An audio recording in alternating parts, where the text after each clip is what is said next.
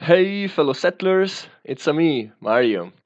Today I'd like to talk about Boonlake, a game I fell in love with and that I've played over 60 times right now in something like 3 or 4 months, I think. So it's a game I really fell in love with. It's another game from Alexander Pfister, which is, of course, one of my favorite designers. And it's another game that it's not as easy to understand at first. It's way less punishing than Great Western Trail, so it's not going to be like there. In Great Western Trail, if you're an expert player, you're going to win by like 2 or 3 times the points that the second player did. You're going to win by like 120 to 30 or 40 points or something like that. This is less punishing than that, but still it's an interesting game to explore, and there are some concepts that I would like to, I wouldn't say explain to you, but because maybe you're already familiar with them, but maybe I want to dive into them a bit more to explain what's my view of the strategy in Boonlake. So, the first thing that I want to talk about is the speed you're going to move on the river. This is really, really, really important. I see a lot of players commenting on BGG and they say that they end up the game with all the tiles on the boards, all their buildings on the board, heaps of cards being played, and that's because they go slow. Going slow by itself, it's not a problem. It's something you can do, but it's not the best way to play the game if you want to win, in my opinion. I tried hard right from the start of the game to go fast to try to exploit the better rewards and many other things. And I finally found some ways that are going to work. So, if you want to follow me along this long trail, we are going to see why, first, going fast is that important. So, uh, first thing first, the rewards get better as you go down on the river. So if you go fast and if you move by more spaces than your opponents, on average you're going to get more resources. But that's not always true. Like a vase is probably worth more than 2 coins, and probably even a bit more than one figure, depending on what you need. But that's not all. It's not that you only get better rewards, is that also you're controlling the pace. Like if you're here and your opponents are still there, you can either move one step or you can end the round. Most probably you're going to end it because that's going to be convenient for you, but you know it. Your opponents don't. So your opponents have to be ready for the double action at the end of the round while you can choose the pace. This is already pretty important. But again, it's not the most important thing. The single most important thing is that by ending the round, it's going to be you, the last one, who takes the first half of an action. So your opponents are going to take the second half of an action before the end of the round, while you take the whole action, the first half first. So it's probably going to be you, the one who's going to have one more upgraded building, or one more card get played, or one more step on these tracks. And that's going to be awesome because, again, at the end of the round, you're going to collect the income. So the more income you can get, the better. The more income you get over your opponents, the better. So it doesn't matter if you get a lot of income if your opponents got more income than you. So moving fast is important for these main three things. The rewards are better. You can choose if you want to end the round. Normally you would like to, but not always. And you get a full action before the end of the round. Again, I don't want to stress it too much, but that's very important. So try to move 4 steps each and every time. Very rarely you can slow down, but try to play a whole game by moving 4 steps at a time. You will learn that you can leave your opponent stranded because they will count on getting more actions while you can make the game go as fast as possible and get more rewards and more income just before the income phase. Again, this is very important. Moving fast, all the points rewards get a lot better Like these rewards over here and these rewards over here are incredibly good. Like 4 points is more valuable than anything else you can find on the track. So if you can get here first, that's already very, very, very good. So rushing the game is very important, and it's the way the game is supposed to be played if you want to win, because everybody should also move fast at that point. But that's not the only thing that matters. Another really important thing is that in Boonlake, you're going to get an action and your opponents are going to get another action. And it's the same when it's your opponent's turn. So flexibility is pretty important. Unless you have a very strong reason, we're going to see what can be interpreted as a very strong reason to spend a lot of things on your turn. It's better if you keep some coins and some figures available in your opponent's turn. That's because at the beginning of the game, you would like to get a lot of different actions. You're not focused and you don't need to. The game actually encourages you to take different actions at the beginning of the game. Getting one cow, getting a few figures down, getting one lever, um, exploring a bit, playing a few cards.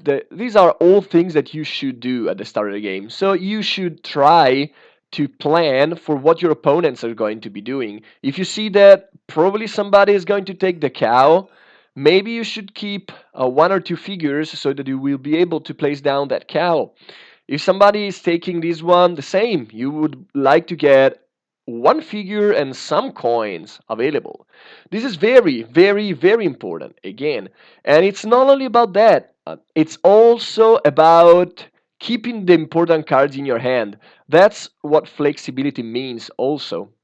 In this game, cards are going to flow a lot, and you can actually discard cards on this action. The higher action is one of the most important action in the game. It's the main way people are going to get back inhabitants on their ranch. So you should try to have plans to use this action at least for two figures most of the time, or even more than that. So discarding cards is also pretty good. But the important thing is that you should also plan for the rewards you're going to get. So if you know you're going to draw more cards, then discarding some cards is good. But being empty handed, it's not good. Because the cards that you keep in your hand should be the cards that are going to help your overall strategy. So if you keep in your hand some cards that are going to reward you for playing levers, it's better to keep those in your hand and discard the other ones. Discarding cards is very important in this game because discarding a card at the start of the round is actually very strong. You're going to gain one resource overall, you're discarding one card and getting 2 coins, but it's a very important way to get coins and then to turn those coins into figures. This is something you should do. You're not supposed to play a card each time that you can, because if you are without coins and without cards when somebody chooses the higher action, you might find yourself without figures for a whole cycle until the higher action comes again among the tiles that are takeable in a fast game. So you should really try to get figures out of this action, which means you don't have to spend too many coins. Of course, it's very good to spend coins just before the end of the round or between these two actions, because you're going to get the income again, so you're probably going to get again coins, and spending those coins to get some income out of your cards is pretty decent most of the time, which will lead us to the importance of the first quarter. The first quarter is normally, in 4 player games, it's the longest one by a long shot, but in most games is um, the longest one, period. There are a lot of steps that can be taken. You should expect 3 actions, sometimes 4, depending on the number of players and on the speed of the other players, plus all the other half actions that you're going to get in your opponent's turns. And the first quarter is very important because is the part of the game where income is the most important.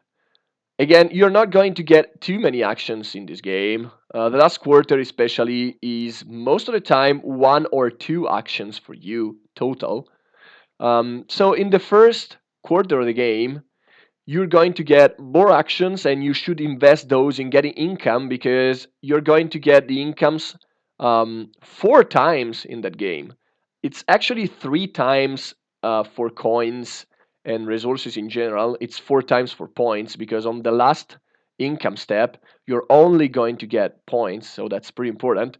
But getting income here is very important. Again, you should try to do that while moving fast. So let's see some of the good plans that you will try to accomplish in the first quarter. The first one is trying to get the first row of your board empty. This is because it's the one that is going to reward coins, and you need coins the most at the start of the game. You're also going to get a free figure, which is pretty good. So to do that, you need in total to place down two of your inhabitants. You need two upgrade actions, which conveniently enough you can get at the end of the round, and you get to place down one cow. This is something you can accomplish in most games, and you need another strong plan if you're not going for it, in my opinion. So this is one part of what you can get. Another good thing to do in the first half of the game is getting, for example, two levers. Getting two levers is good because they are also income in some way. They are like immediate income. Like if you can get this one, you invest three coins to get immediately two coins back, and then you can get more coins down the line. This is also very flexible. So the first two ones to unlock most of the time are this one, which is again the most flexible one by a long shot. This one probably, which is going to give you the same value as this one, but it's you're less flexible with this one. And this one because it's going to give you figures, but this one is very dependent on what else you're going to do. This is one that can also be good, but most of the time is way less good than this one. Another thing that you can do if you cannot get two levers is getting this one. Remember when I told you that you need a very good and strong plan to invest a lot of resources and be left almost without coins in this game? Well, this lever is one of these. Unlocking this lever in the first quarter is going to give you a lot of income. Basically, you unlock five income each and every time, and it can even count up to seven if you count the discount that you get from here. A discount of one resource is worth pretty much two coins if you need it, because two coins are needed to, you know, walk back your canoe to the start of the river. So this is also a very good plan. And the last very good plan is, of course, to get some income. Getting some income early on, getting to five coins here, and getting to three cards here. So two steps over here and one step over here are actually some other good things to strive for in the first half of the game. Another good action you can do in the first half of the game is actually this one.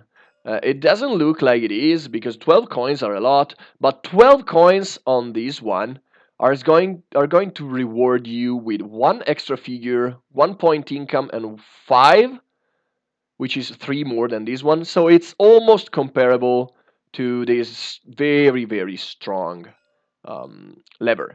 So what you should do in the first quarter, which is going to make your game strong or not strong, in my opinion, is try to unlock these two houses. If possible, unlock the whole row, but these two houses are pretty good. If you can't, at least one of these is also pretty important. Get two levers or get this lever, and get steps on the income tracks. These are the most important things you should do in the first half of the game.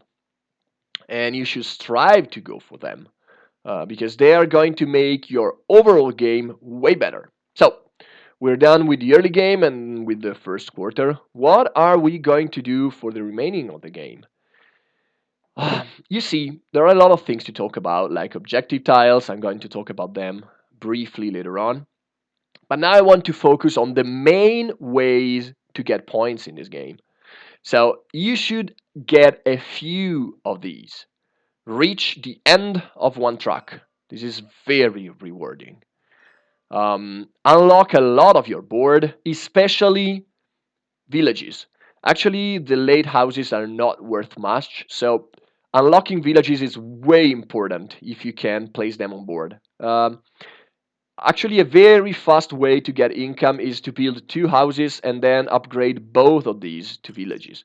It's not going to always be easy because you need adjacency, but if you can pull it off, you invested only two develop actions and four total upgrades to get an income of 4 coins and 6 points. And that's very, very, very good, in my opinion.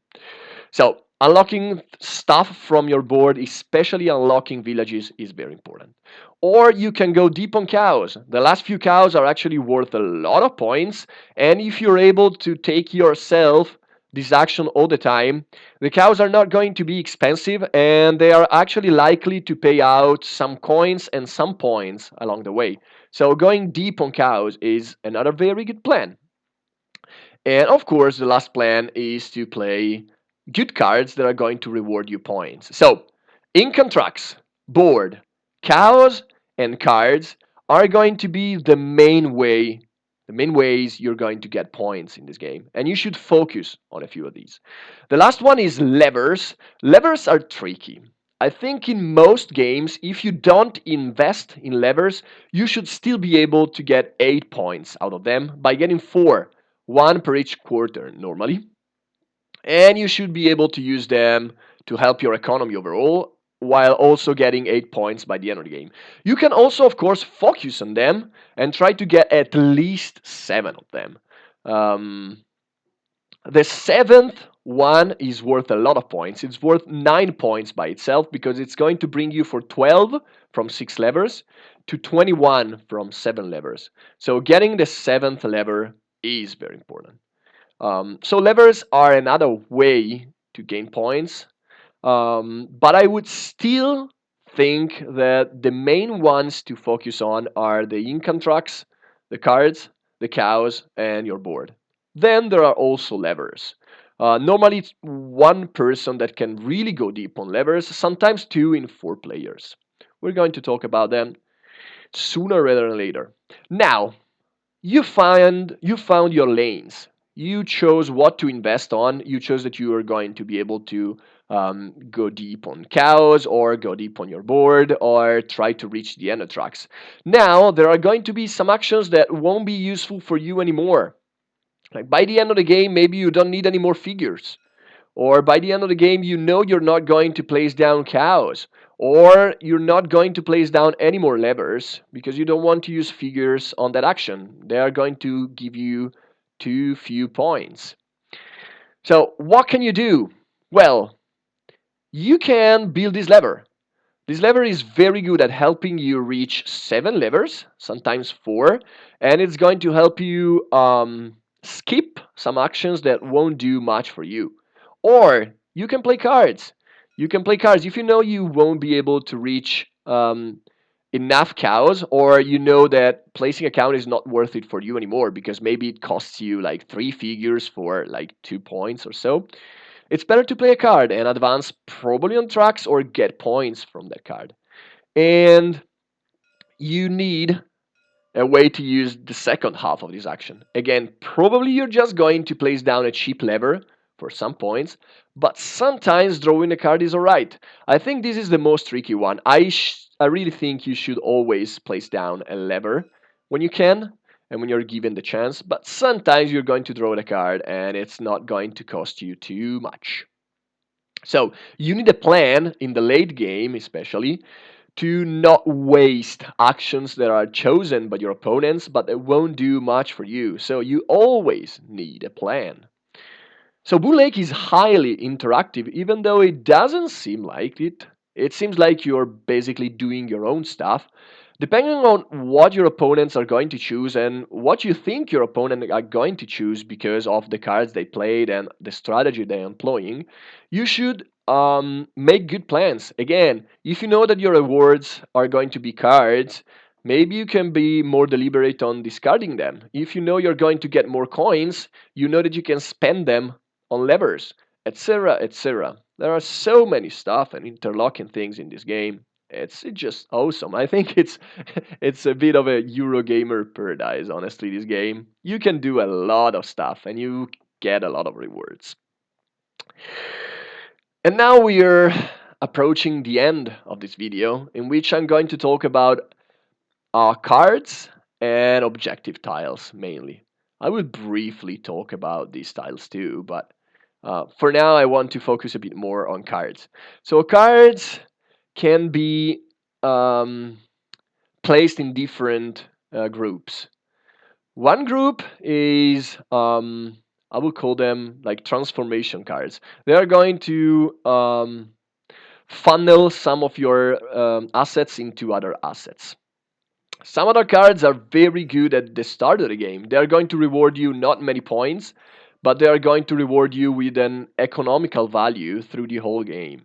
Some other cards are going to give you steps and points. These are the most common ones. Some other cards are going to normally give you steps and end game points. They can be dependent on stuff you've done in the game, or they can just be very expensive, like requiring bases. This one is a good example. And then there are some cards that I would call useless in most games. I'm going to explain why soon. So, the early game cards are normally cheap steps, cards that rewards you for some stuff you do. Here I chose two chaos cards, but there are also the levers enhancing cards, the ones that will let you pay -2 and the ones that will let you pay -1 coins for levers. These are pretty good at the starter game, and they become way less good already from the second quarter because they are not going to reward you many points. In general, I would like to stress that getting steps is good. So if you have cards that give you steps, they are normally worth it most of the time. But I would like to have you take a closer look to these two cards in particular, for example. So these two cards, these two, are going to both give you one step on the card track. This one is going to give you 2 points no matter what, and this one is going to give you 3 or 5 points. Normally, this card is worth more. Like, I know it costs 2 more coins, but you're very excited to play this card already from the start of the game and already from the second quarter for sure. I would say that this card is better than this one. This one is better only at the start of the game. It's going to be useful all the time because, again, when you choose you're going to focus on one track, you really would like to get to the end of it if you're focusing hard on it. So steps are pretty much good all the time. Cards that are going to give you points are good almost all the time, but it means that you should focus. Like, take a look at these two cards. They are both going to reward you for placing down many houses. So at some point, you need a plan. If you want to keep these cards in your hand and play them, you should need to find a way to place down many, many houses. I know that it might sound obvious, but these cards are the single most important things that you're going to do. Cards that can give you 5 points plus one step are insane. So you should really try to leverage those. Again, the game is fast, so focusing on point already from the start is very important. Like, another thing I didn't mention when I said what you can do in the first quarter is, if you're able to unlock a village, definitely go for it.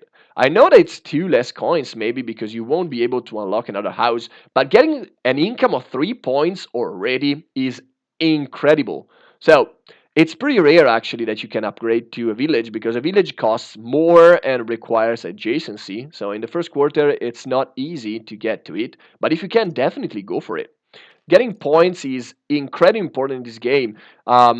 This is Yeah, this is still an engine building game, but actually the focus is way more on points than on the engine. So, while these cards are good in the first quarter, you should definitely go for other cards, and they're pretty good already from the start. Let's talk a bit briefly about these kind of cards. This is pretty good. It's basically turning for you 3 coins into one figure and 1 point. So 3 coins into one figure is something that you can do each time that you take this action. So doing it for free is not bad. And there are some of these cards of watchtowers that are going to give you this upgrade for free. You just need some resources. So focusing on resources early is of course something you should do. I didn't stress too much about it because I think a lot of people go too much for factories early on.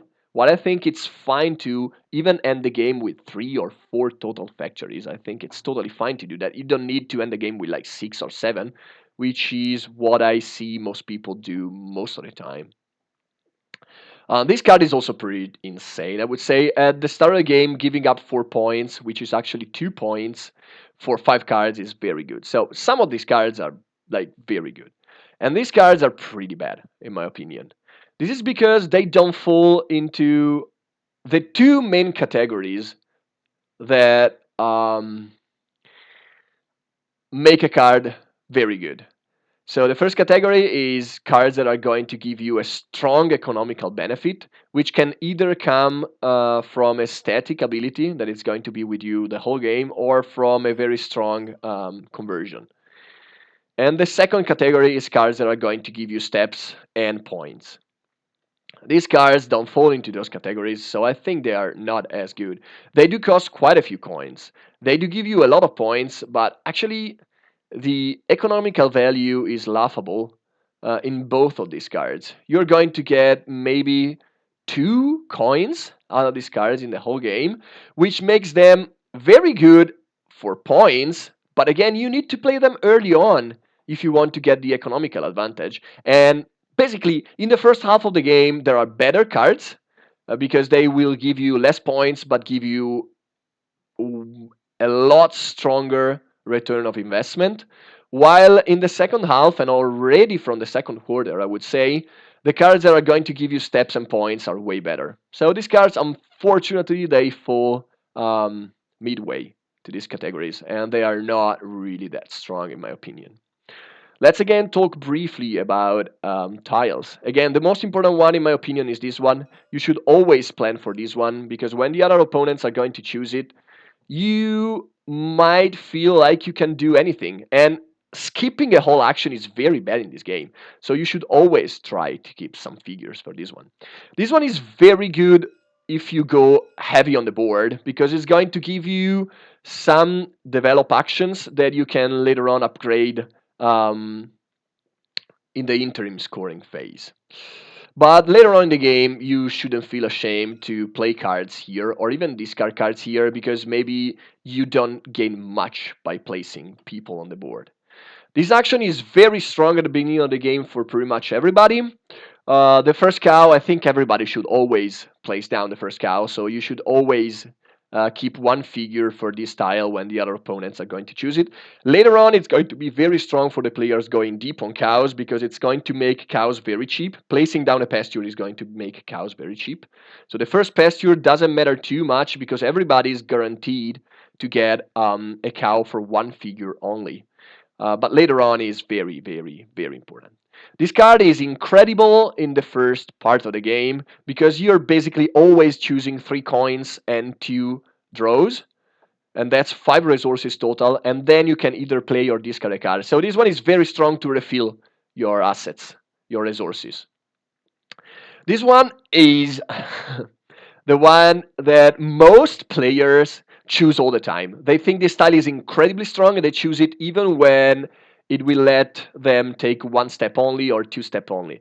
This is a trap. This style is good. Don't get me wrong. It's very good to get factories early on. But you're going to give your opponents a lot of resources. Take the second half of pretty much every card, and it's going to give your opponents on average 1 resource. Like discard 1 card for 2 coins, get 1 card. This one is tricky to evaluate, but bear with me with that.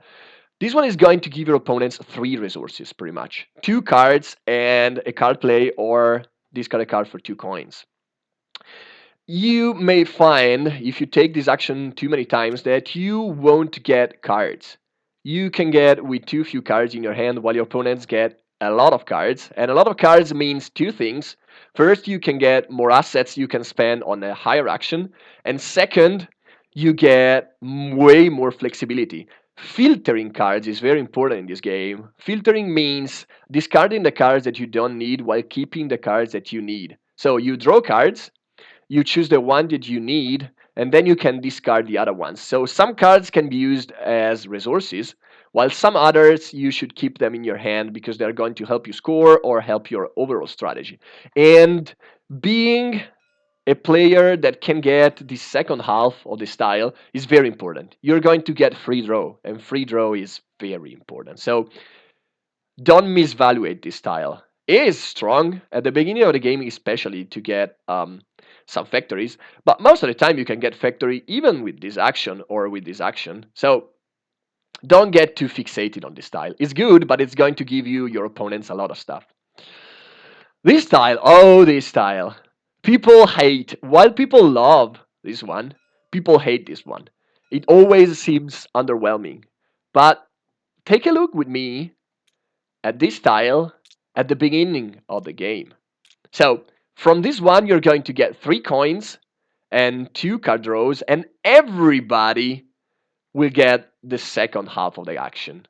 So it seems that you're getting a lot of stuff, and you are, but also your opponents get something. If you choose this one and immediately cover up Boonlake when nothing is on the board, or maybe something on Boonlake, you're going to get 6 coins, discarding a card, and covering this one, while discarding 1 card. So you're still getting 5 resources overall, 6 coins, 1 card discarded.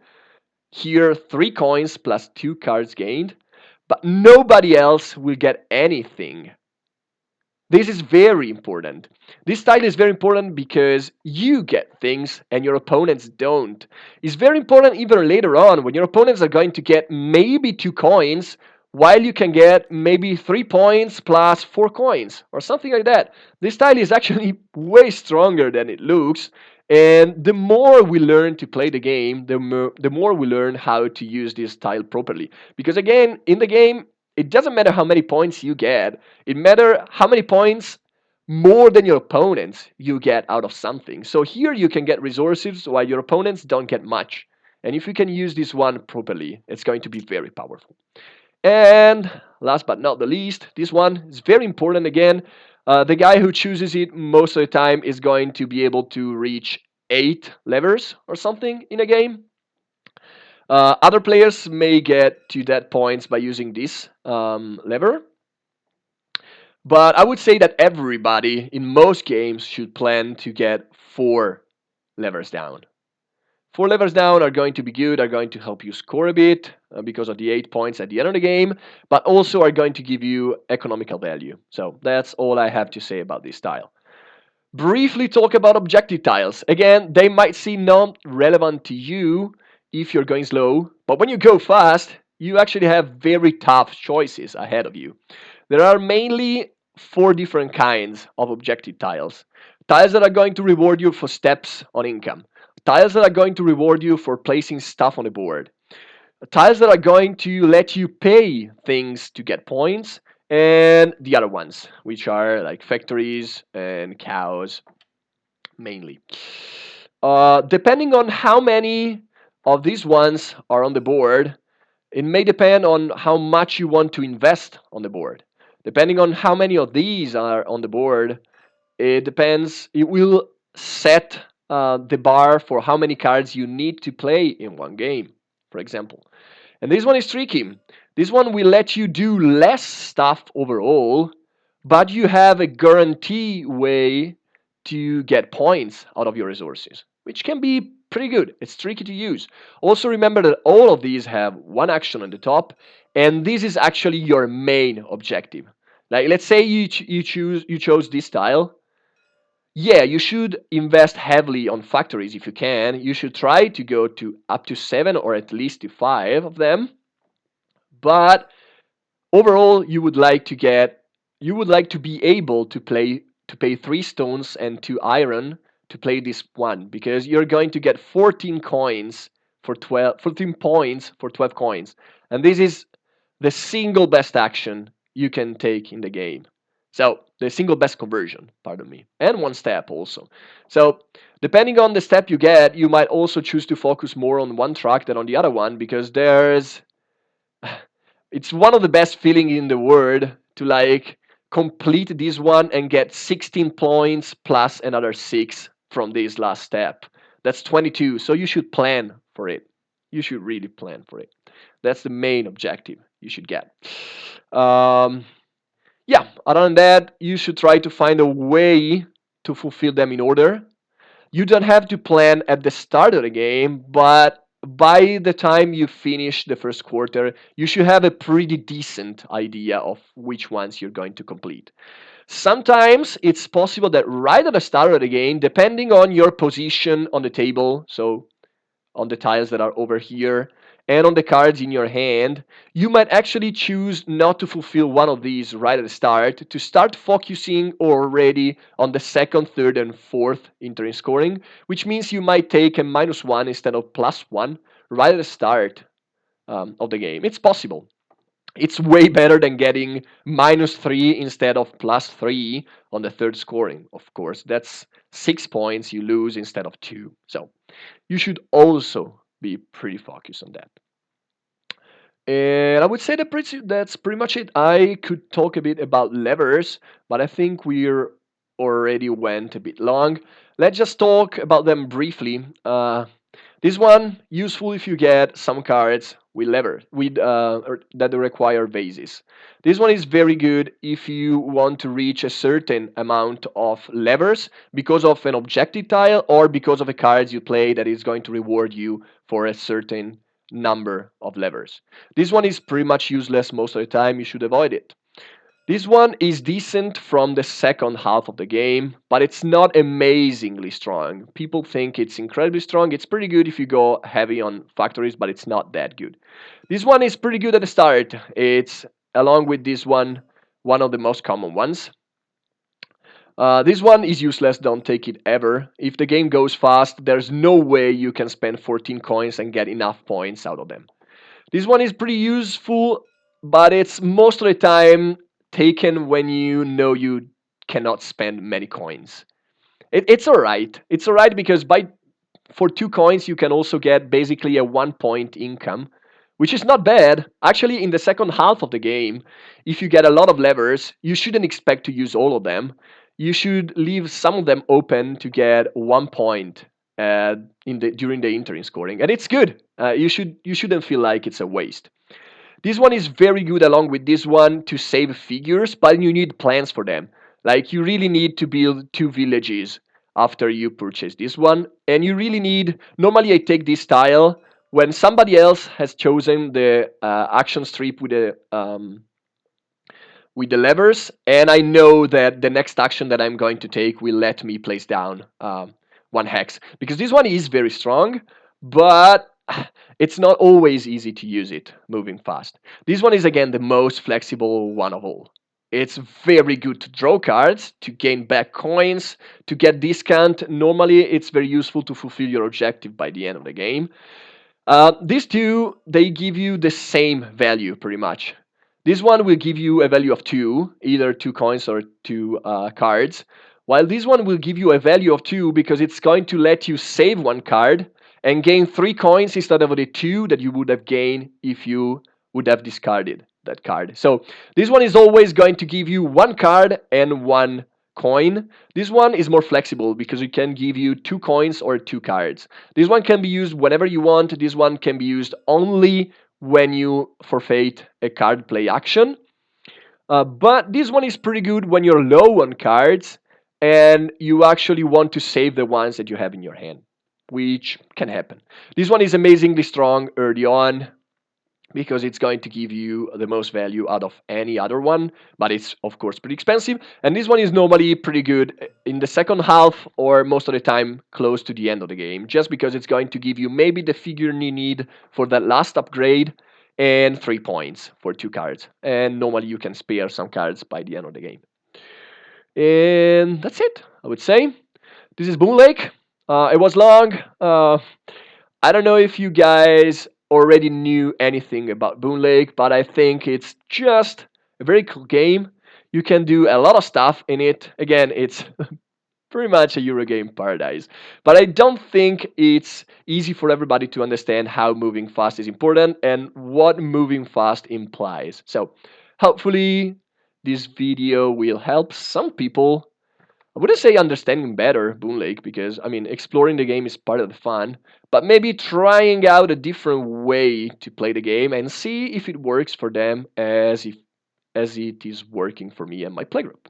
And that's it. All right, guys. See you next time. Maria's out.